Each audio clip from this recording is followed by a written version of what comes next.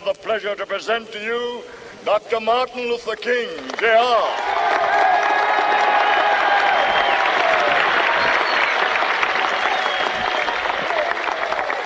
I am happy to join with you today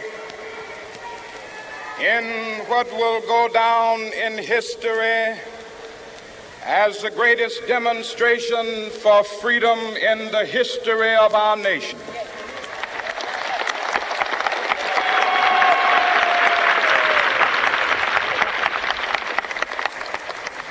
Five score years ago, a great American in whose symbolic shadow we stand today signed the Emancipation Proclamation. This momentous decree came as a great beacon light of hope to millions of Negro slaves who had been seared in the flames of withering injustice. It came as a joyous daybreak to end the long night of their captivity. But 100 years later, the Negro still is not free. 100 years later, the life of the Negro is still sadly crippled by the manacles of segregation and the chains of discrimination. 100 years later, the Negro lives on a lonely island of poverty. I have a dream that one day this nation will rise up and live out the true meaning of its creed. We hold these truths to be self-evident, that all men are created equal.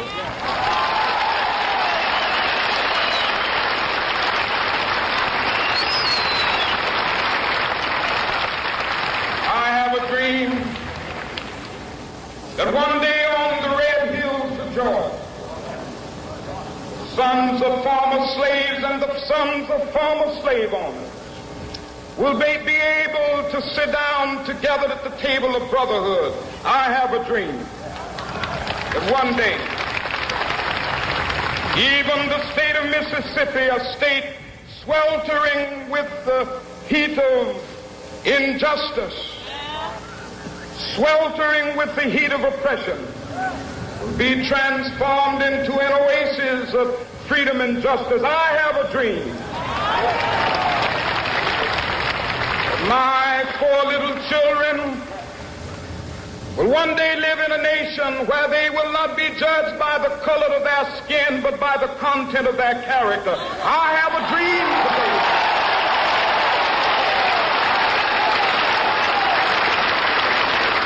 I have a dream that one day, down in Alabama, with its vicious racists, with its governor having his lips dripping with the words of interposition and nullification.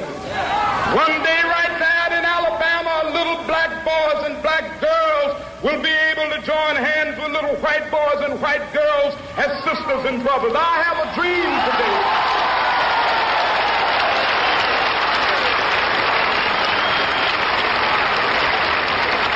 I have a dream that one day every valley shall be exalted, and every hill and mountain shall be made low. The rough places will be made plain, and the crooked places will be made straight, and the glory of the Lord shall be revealed, and all flesh shall see it together. This is our hope. This is the faith that I go back to the South with. With this faith, we will be able to hew out of the mountain of despair a stone of hope. With this faith, we will be able to transform the jangling discords of our nation into a beautiful symphony of brotherhood.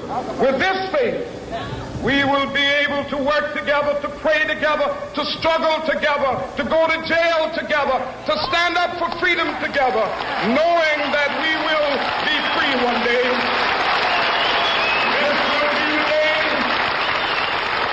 This will be the day when all of to sing with new meaning, my country, tears of thee. Sweet land of liberty, of thee I sing. Land where my fathers died, land of the pilgrim's pride. From every mountainside, let freedom ring. And if America is to be a great nation, this must become true. And so let freedom ring. From the prodigious hilltops of New Hampshire, let freedom ring. From the mighty mountains of New York, let freedom ring. From the heightening Alleghenies of Pennsylvania, let freedom ring. From the snow-capped Rockies of Colorado, let freedom ring. From the curvaceous slopes of California. But not only that, let freedom ring from Stone Mountain of Georgia. Let freedom ring from Lookout Mountain of Tennessee. Let freedom ring from every hill and molehill of Mississippi, from every mountainside. Let freedom ring. And when we capital,